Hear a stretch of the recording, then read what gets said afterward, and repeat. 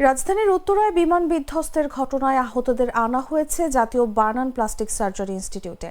একের পর এক অ্যাম্বুলেন্সে করে আসছে দগ্ধরা। তাদের সঙ্গে আসা স্বজনদের ভিড় আর আহাজারিতে ভারী হয়ে উঠছে বার্ন ইনস্টিটিউটের মূল চত্বর।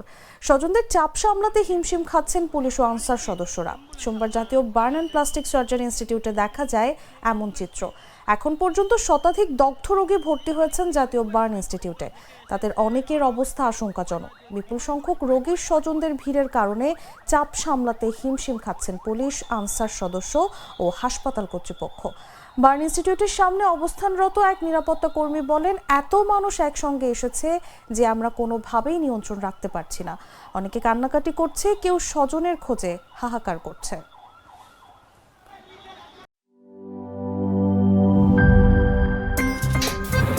আমার একটা স্মার্ট সিদ্ধান্তে 25% গ্যাসের খরচ কমেছে। ভাবছেন কিভাবে?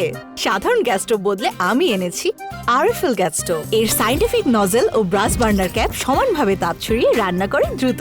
তাই গ্যাসও বাঁচায় 25%, টাকাও বাঁচে 25%। আরএফএল গ্যাস স্টোভ নিরাপদ ও গ্যাস সাশ্রয়ী।